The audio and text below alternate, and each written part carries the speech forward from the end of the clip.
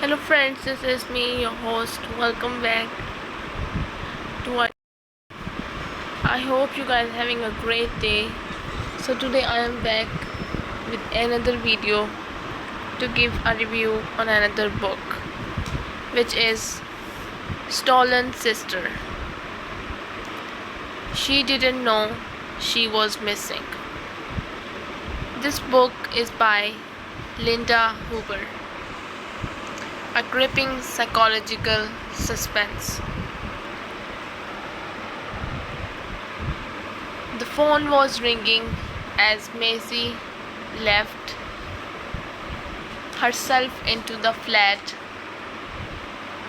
after her Thursday morning visit to the library.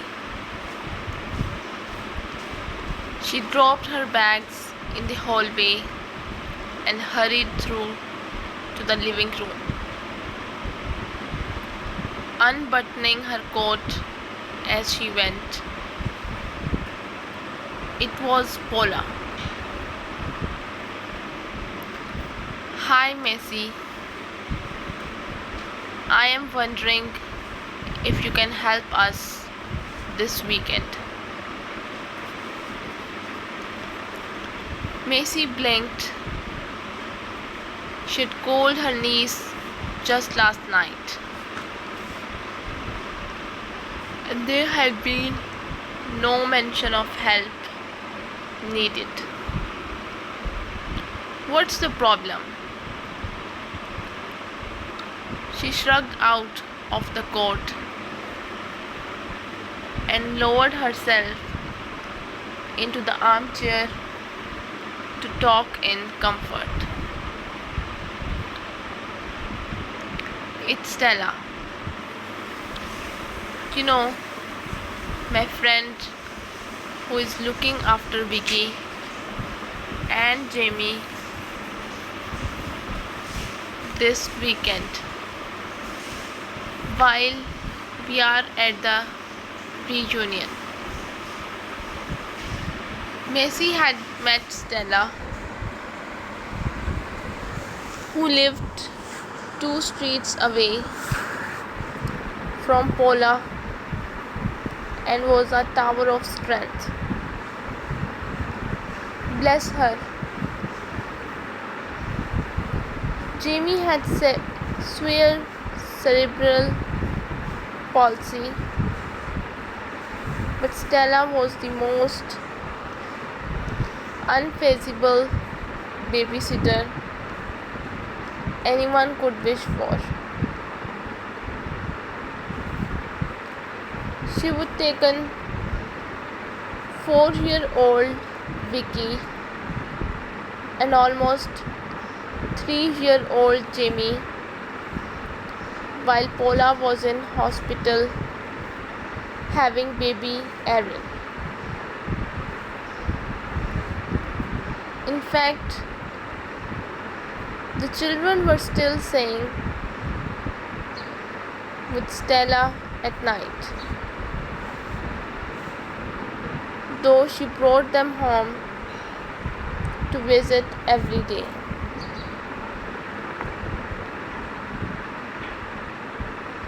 Paula went on, her husband's being taken into hospital with a burst appendix.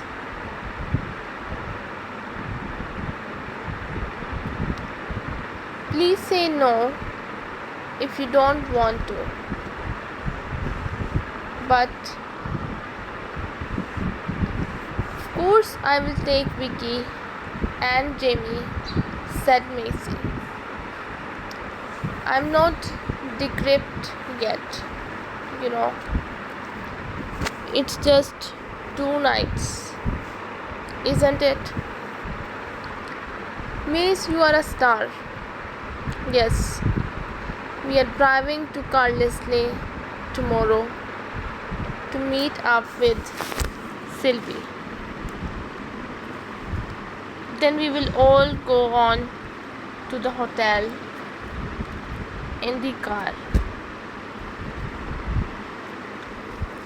The reunions on Saturdays and we will be home on Sunday afternoon. I would really like to go. If you are sure,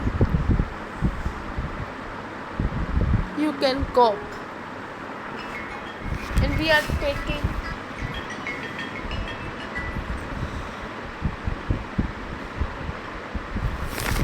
taking Erin with us, of course.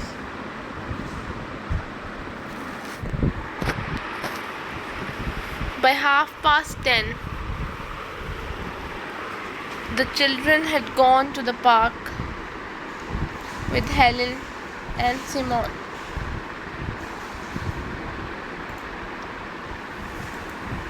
And Macy was baking scones for her book group meeting that afternoon. It was her turn to host, and she had decided to go ahead.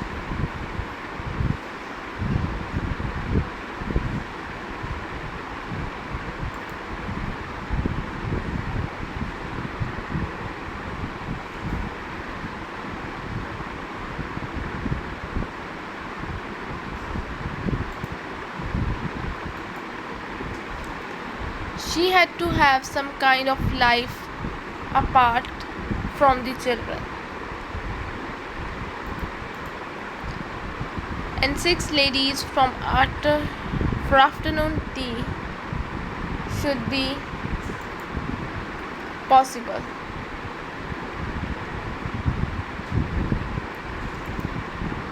She hadn't managed to read the book, but the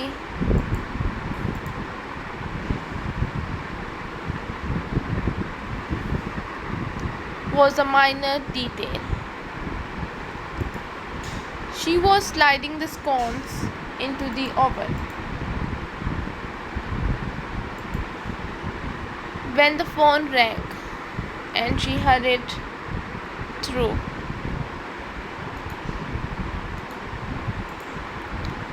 A phone call during the morning used to mean a chat with a friend.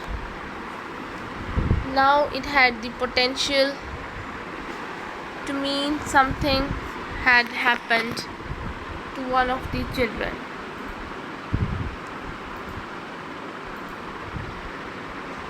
Hi Macy, it's me.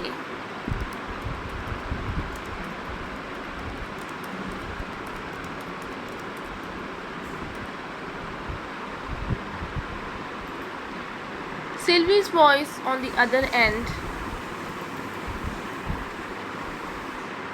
did nothing for Macy's peace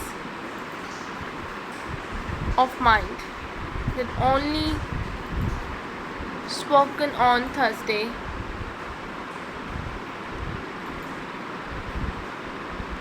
Sylvie, is Erin all right?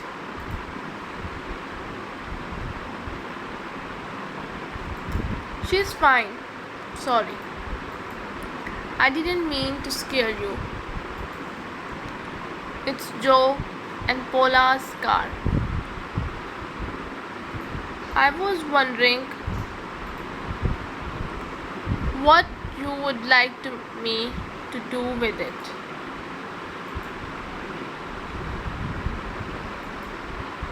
Macy sat down on the hall chair, feeling foolish. The car had never crossed her mind, but now she remembered the arrangement to leave it.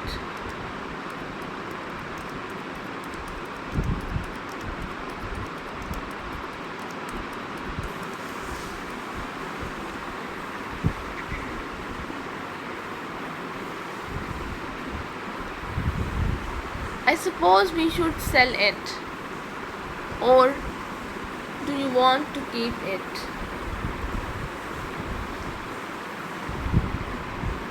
No, I don't need to. If you agree, Macy, I can arrange with the garage here to sell it for you.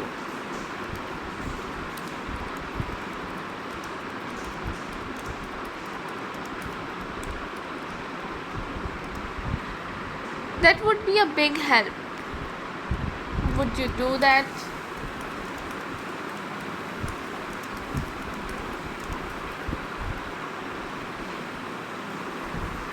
Sylvie assured her it would be no trouble at all.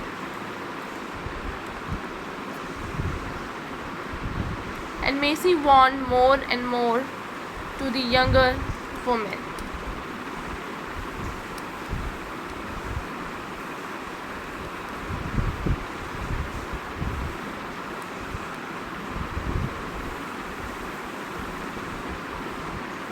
Get a good deal for the car and you can keep the money, Sylvie dear. It will be a small repayment for everything you are doing for Erin.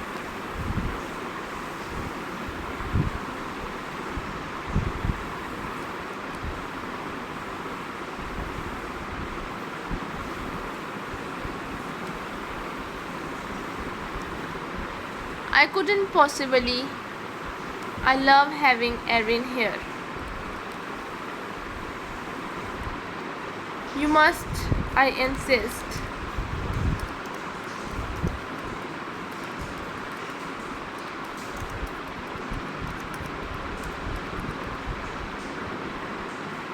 It's so hard with Jamie. He's a terrible sleeper. And if I had Erin here too, I don't think I would cope.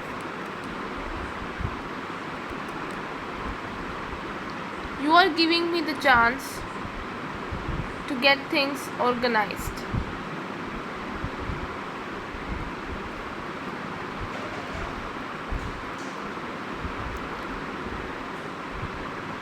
Properly. It won't be much longer, I promise.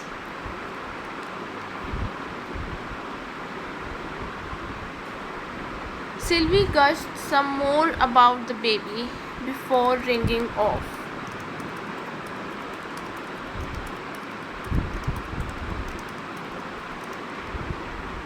And Macy put the phone down with a smile on her face.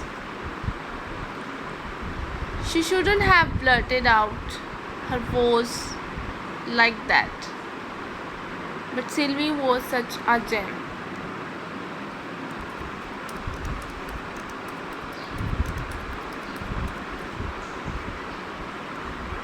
And now she could repay the debt in a small way.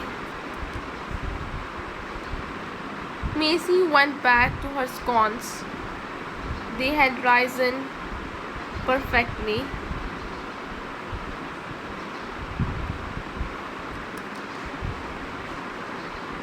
Sylvie drove south towards Stornoway, the sea swelling and grey on her left. The mainland invisible.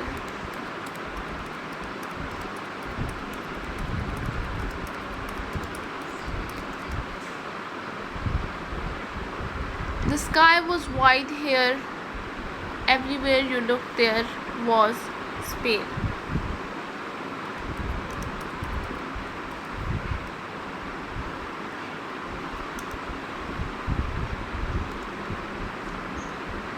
To the south of Fore and Harris lay the smaller islands of North and South Uist with Skye, Rum and Kenna and others too.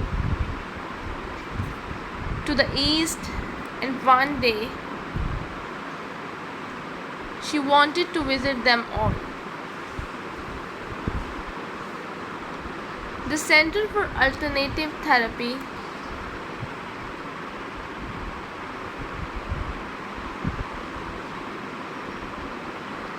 on the northern tip of Lewis was their new home.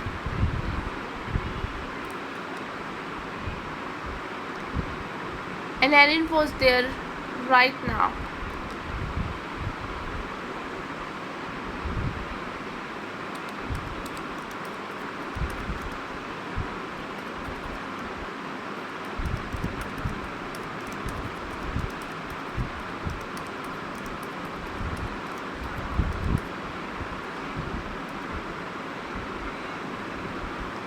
Her baby was thriving in the peace here, and she was in the middle of it all. Mum. At Stornoway, she pulled up by the post office and lifted her bag from the passenger seat.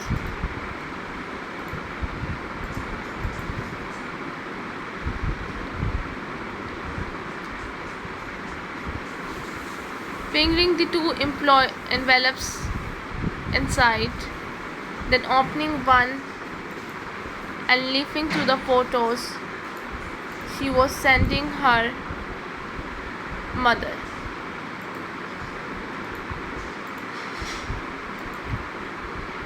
Erin in her buggy, Erin on the beach, Erin and Sylvie at home. Mom would love these.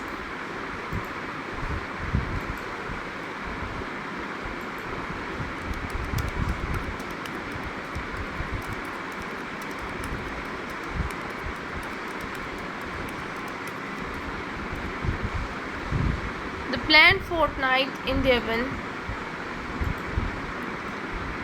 was coming up next month,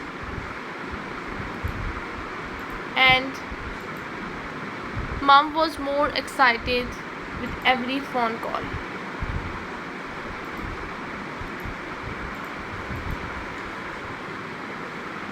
Sylvie replaced the photos and stuck the flap down firmly. The second envelope had Macy's address on the front and a single photo inside, the one of Erin looking adorable in pink and beaming up at the camera.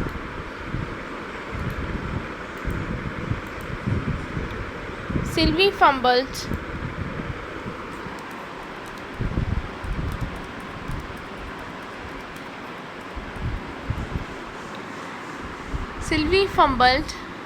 for a tissue and blew her nose.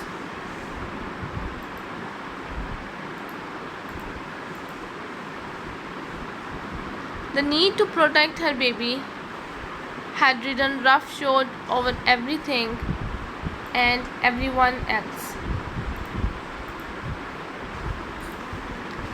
But Erin was her daughter, and she needed Erin to survive.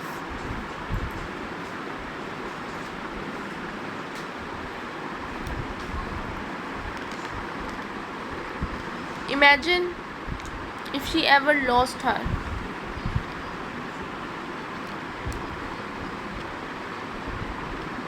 Sylvie shuddered.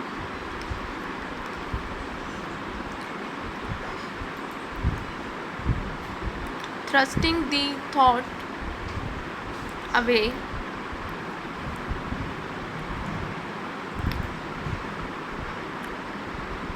From now on, her child was no longer Erin.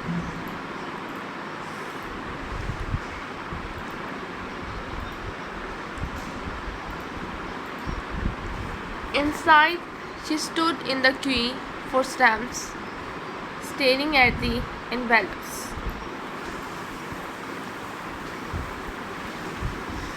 Next, Sylvie stepped forward,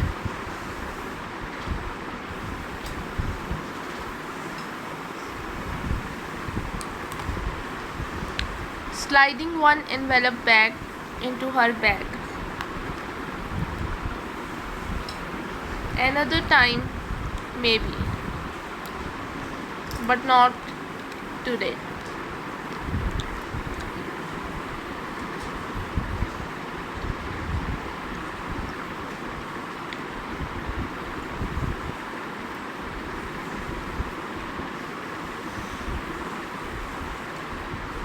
She pushed the thicker envelope towards the woman behind the glass.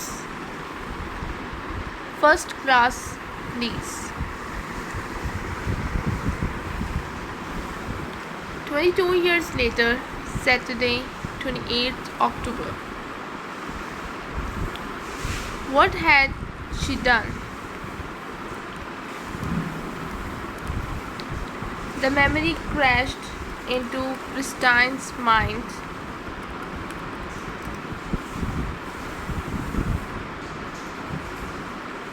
Mocking her from all directions. She pulled the towel over her head and rolled onto her side.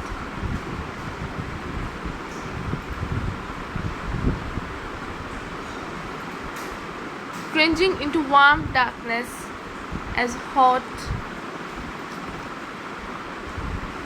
shame flushed through her. If anyone had seen them, her stomach lurched and she hugged both arms across her front and painted the nausea.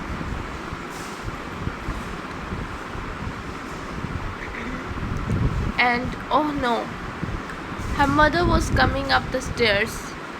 If Mom came in here now,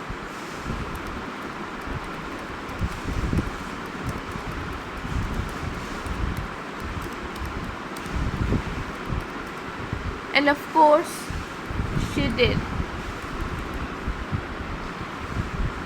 For heaven's sake, Chris, it smells like a rubbish in here.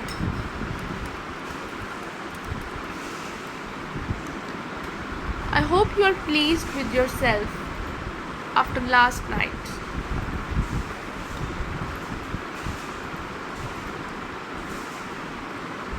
I have brought you some tea and toast. You would better have a couple of paracetamols too. I'm sure you need them. The clunk as a tray was deposited on the bedside table sent new daggers twisting into Christine's head. But her mother wasn't finished.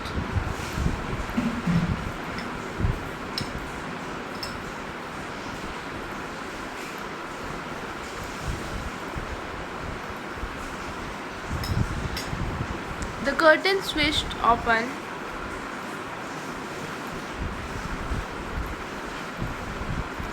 I will have eggs ready in half an hour, so make sure you are down to eat them.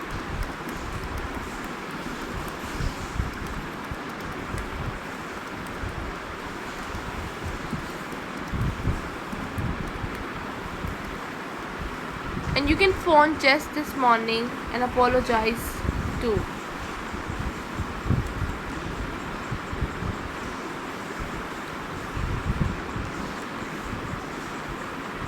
Her silver wedding party wasn't the right occasion to get blotto. Ben was already pulling work clothes from the wardrobe. I guess, are you going in too? Or is this a home day?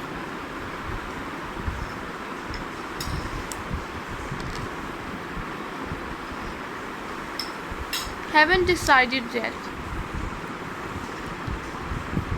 I will call the hospital at 8.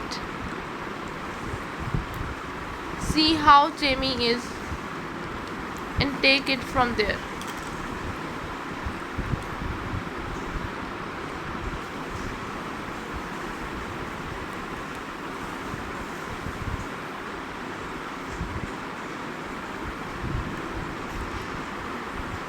Ben vanished into the shower.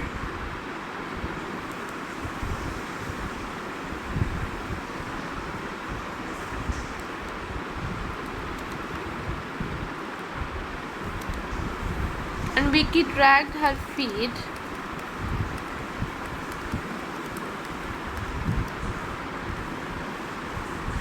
through to the kitchen.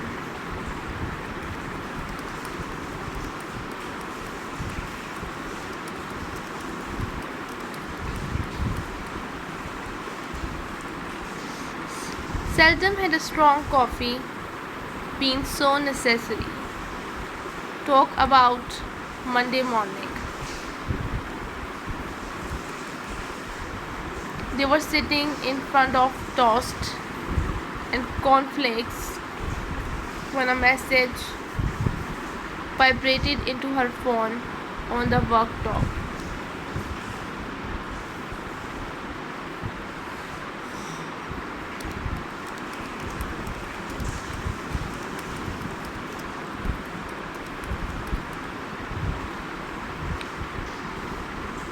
Vicky grabbed it with shaky fingers. Was this Larissa? It was. Sorry, forgot to text you last night. Ron's going to Kendall today for Chris and Sil, so all okay. Speak soon, Larissa. Vicky gaped at the text. Kendall. The hotel where her parents had died was very close to Kendall. Why would Sylvie take Chris there? She connected to Larissa's number.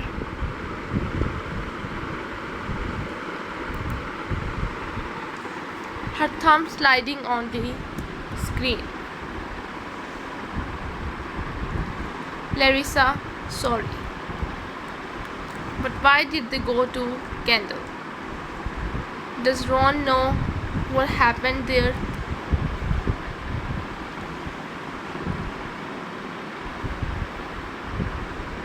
Larissa sounded bemused.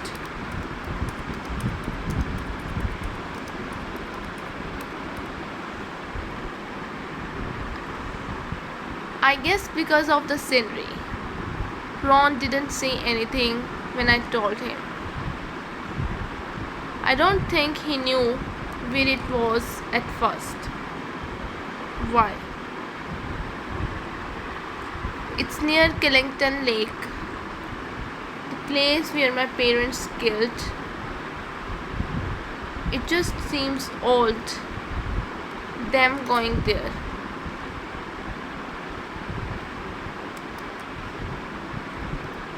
Oh my god, I'm sure Chris has no idea about that.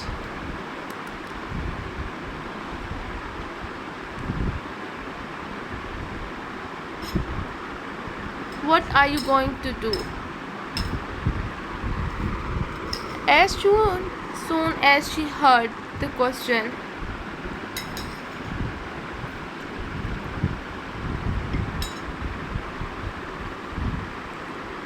Vicky knew what. I will go there. Can you get Ron to call me ASAP? She broke the connection and leaped up.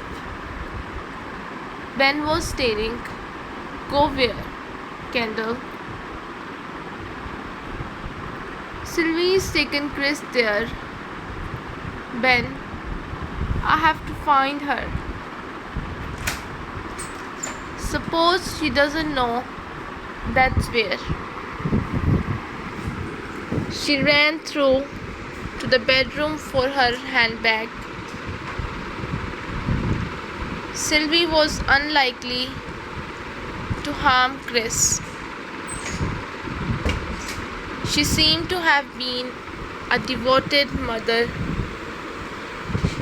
to the girl. But tears.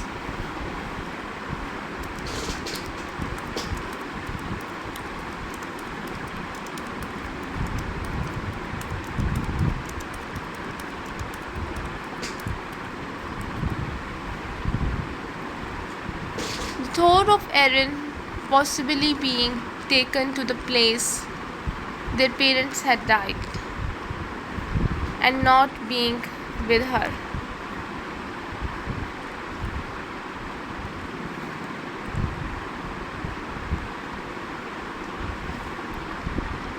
For now, she kept things light.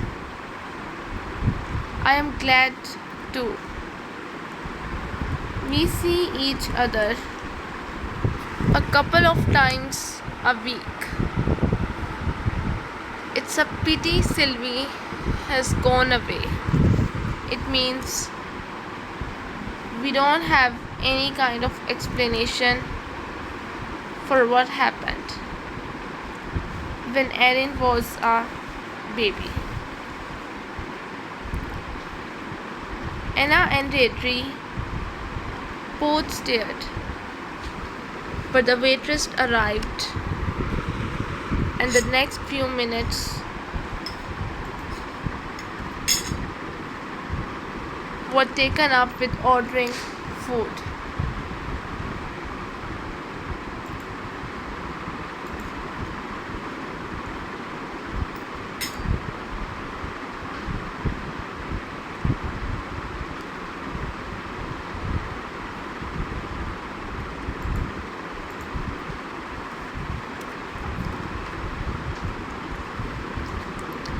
Vicky started again with a question. When was the last time you saw Sylvie?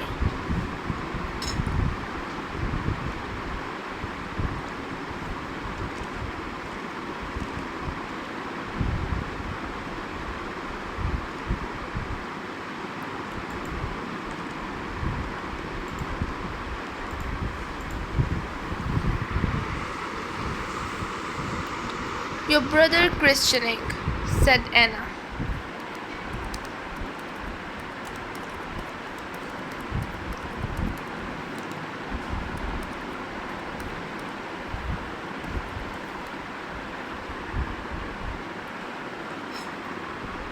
We moved to Wales shortly afterwards, and when we came back 10 years later, Sylvie wasn't part of the crowd.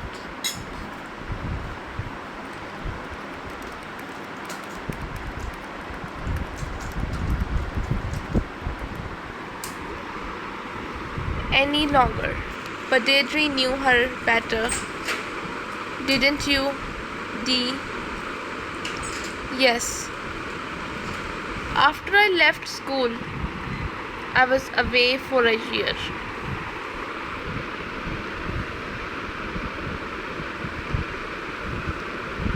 Tramping round Europe, but when I came home, we got back in touch.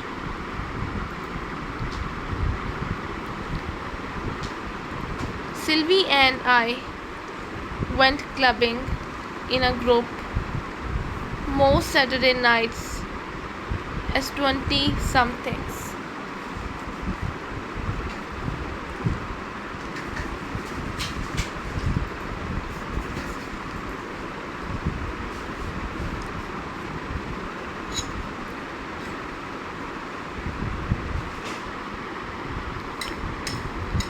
She wasn't someone I would have gone to with a problem, but we were both unattached in those days, and she was great fun, very bright and enthusiastic. I could never understand why she didn't have keys of boyfriends.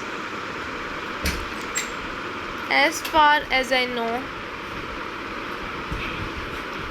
she was working in the north of England.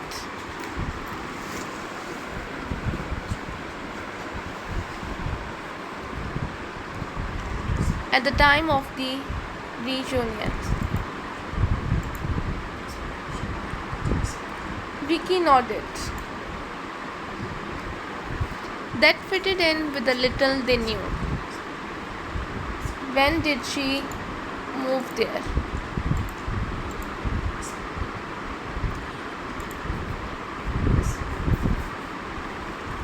Not long before your sister was born, said Deirdre.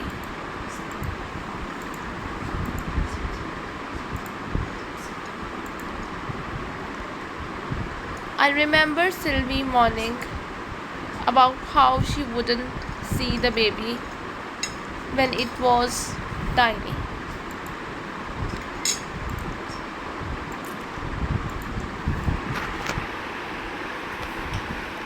But as it turned out, she did.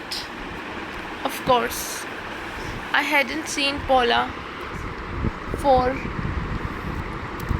quite a while. At that point,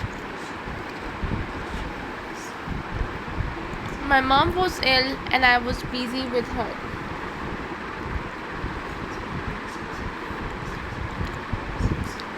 Vicky put down her fork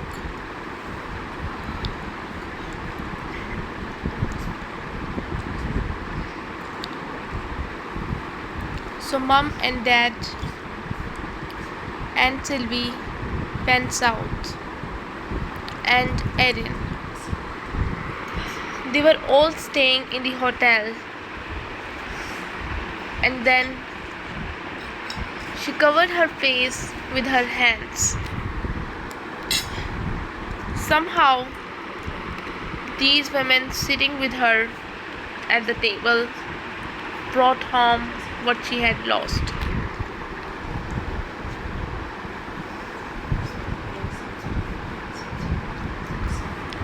The shop door swung open and Kay rushed to hold it for the woman struggling in.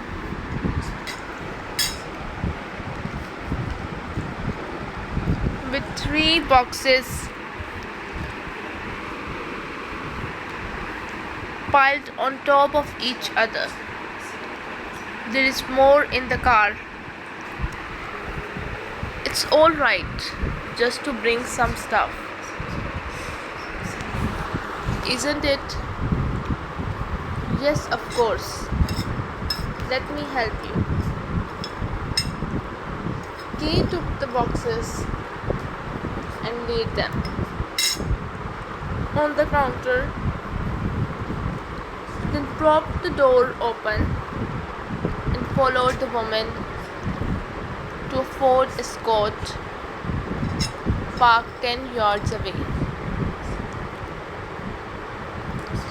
The inside space was jam-packed with stuff. Kay grimaced. They had scenes like this several times a week.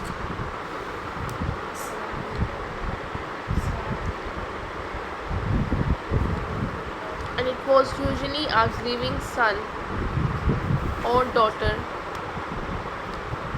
bringing a careful of a parent's earthly goods.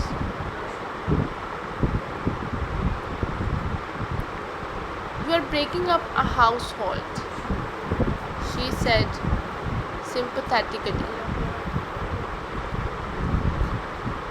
allowing the woman to pile bags and boxes into her arms. My mom's. She passed away 2 weeks ago. I can't take all this stuff. I hope you can make use of some of it at least. Oh, we can use most things, said Kay, leading the way back inside, where Susan was busy with a customer.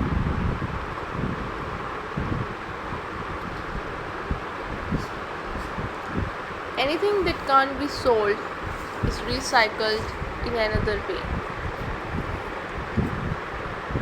and it's for a good cause. So thank you very much. The woman sniffed, and Kay thought back to the time she had to do the same thing for her father's home. It won't easy. Stay and have a cuppa, she said. When the last bag was in the shop, she settled the woman, whose name was Connie, in the back room and put the kettle on. Charity shops dealt our charity in more ways than one. She was listening to Connie's account of her mother's funeral when Susan put her head round the door. Hi Vicky, Steve here. Just to let you know, the doctor will be in to see Jamie again this afternoon. Is there anything you want us to ask him? Vicky abandoned her letter, tapping her index finger on the desk as she considered. Just why they don't know what's going on with him. Is he any better today?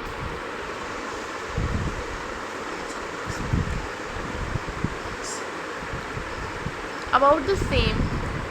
It's probably just a virus. Speak soon.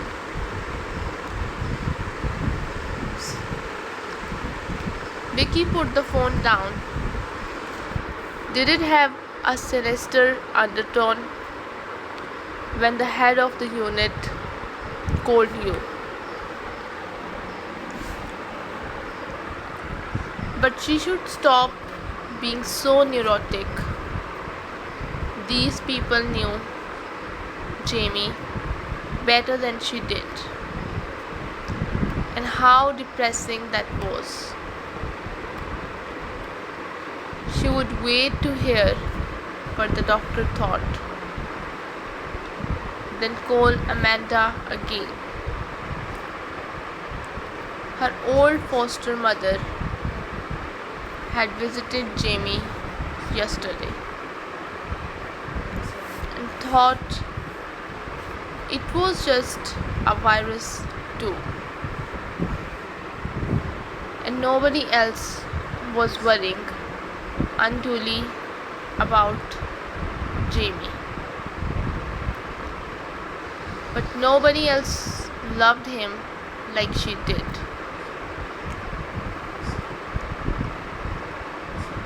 The thought did nothing to motivate Vicky to work. She lifted her phone to let Chris know about the doctor. Her sister sounded ragged, and Erin was wailing in the background. Poor old Jamie. Let me know as soon as you hear anything. I will. Tough night. The second in a row. And oh, Vicky, the registrar just called. Moo. Sylvie is going to be investigated about the certificate. It will all come out, and I don't know if I want it to.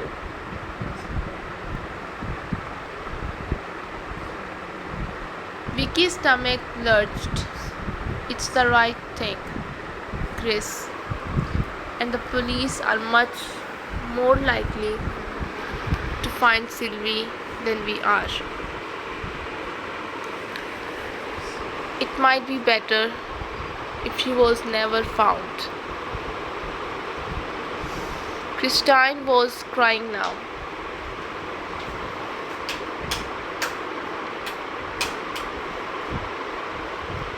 Vicky made a decision.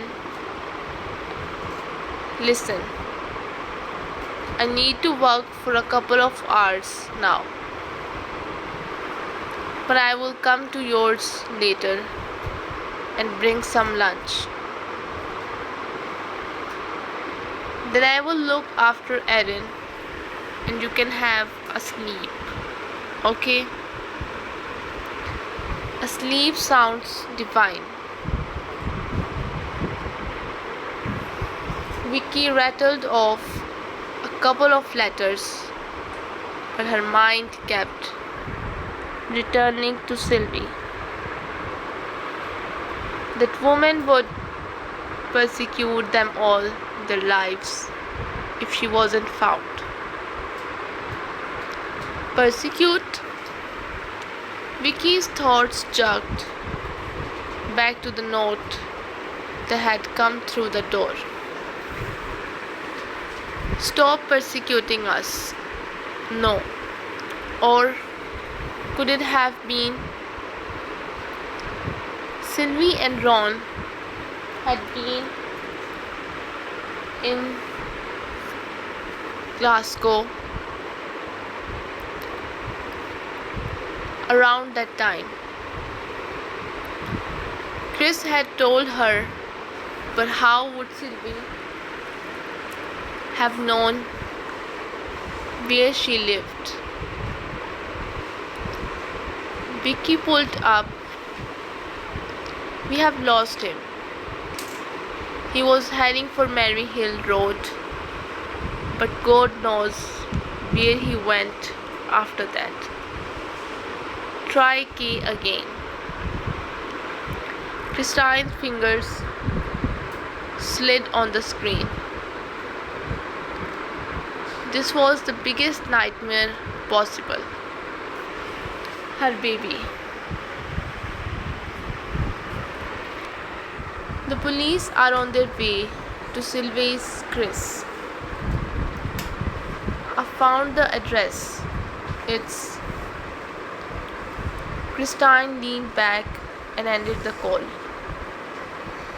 A wave of dizziness hitting her as Vicky keyed the address into the sat-nav and started the engine.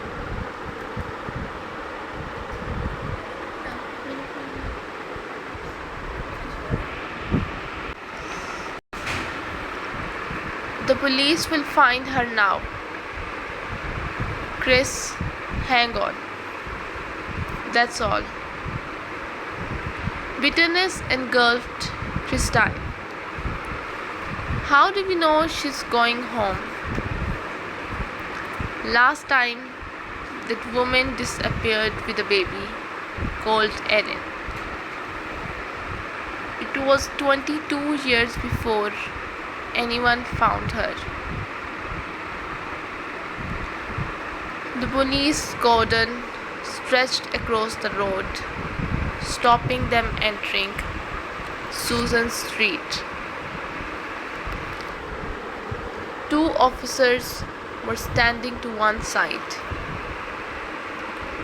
Christine shifted in the passenger seat, but her legs had turned to so much jelly. I will go. Vicky ran across and spoke to them, and one man followed her back to the car. Opening the passenger seat door and bending towards Christine. Your baby's in there, and so are officers. Wait here, we are doing everything we can.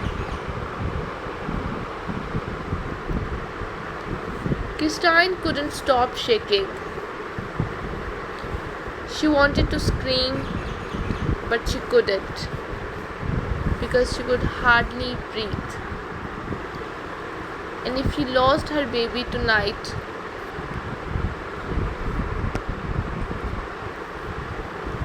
she would shake inside for the rest of her life. She managed to nod at the policeman, then closed her eyes. Terror. This would be what Paula had felt those last few seconds. If she had felt anything, please God, she hadn't. Poor Paula. Her baby gone forever. All those people whose children disappeared, how did they live on? Searching, not knowing, aching inside, no baby, no child, their future gone. She couldn't do this.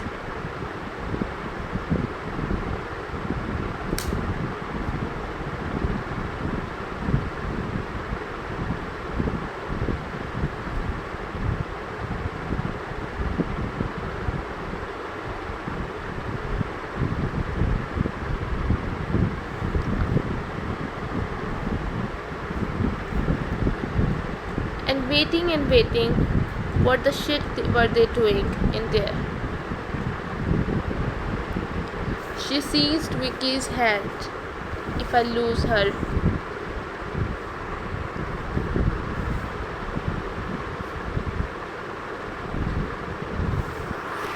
So this is all we have from this book. I hope you guys liked it.